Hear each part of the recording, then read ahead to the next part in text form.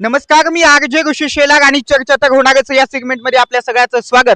आज आपण चर्चा तर होणारच मध्ये कोथरूड मध्ये आलेलो आहोत आणि आता आपण या ठिकाणी बघतोय अमोल बालवडकर यांची गाडी कोथरूड मध्ये सध्या व्हायरल होते। ज्यांना चंद्रकांत पाटलांनी तिकीट नाकारलं होतं त्यांची गाडी टोटली पुण्यामध्ये फिरतीये। पुण्यामध्ये त्यांच्या या ठिकाणी मोठ्या प्रमाणात प्रचार होताना आपण बघतोय।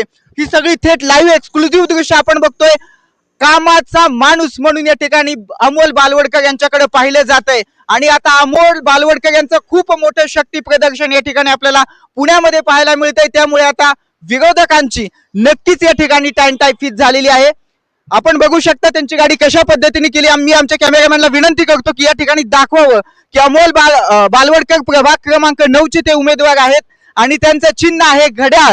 आणि या ठिकाणी आपण बघतोय आपला माणूस, कामाचा माणूस म्हणून या ठिकाणी अमोल बालवडकर यांच्याकडे बघितलं जाते। खरं तर तुम्ही अर्ध्या रात्री जरी फोन केला अमोल बालवडकरांना तरी ते तुमचा फोन उचलतील, कारण या ठिकाणी कामाचा माणूस म्हणून त्यांच्याकडे बघितलं जाते। या तर आपण बघतोय चंद्रकांत पाटलांनी या ठिकाणी अमोल बालवडकर यांना तिकीट नाकारलं होतं, परंतु महाराष्ट्राचे लाडके उपमुख्यमंत्री अजितदादा पवार यांनी त्यांना तिकीट देऊन अमोल बालवडकरांचा या ठिकाणी पुनर्जन्म झालेला आहे। मग आता या ठिकाणी प्रश्न असा उभा राहतो की अमोल बालवडकर या ठिकाणी भाजपचा बदला घेणार का? निश्चितच या ठिकाणी ते बदला घेऊ शकतात, कारण या ठिकाणी त्यांचा जोरदार प्रचार चालू आहे। ठिकठिकाणी आपल्याला अमोल बालवडकर यांच्या गाड्या आपल्याला पाहायला मिळत आहेत। त्यामुळे आता विरोधकांना या ठिकाणी शहारे फुटलेले आहेत।